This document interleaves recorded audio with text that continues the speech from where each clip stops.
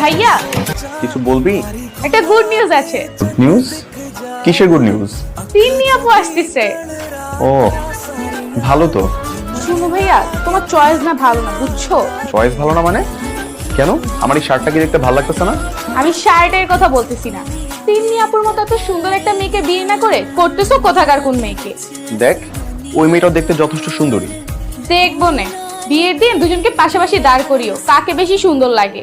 একজনকে লাগবে পাকিস্তান, আরেকজনকে লাগবে গুলিস্তান। শোন, আমি তিন্নিকে সবসময় আমার বোনের নজরে দেখে আসছি।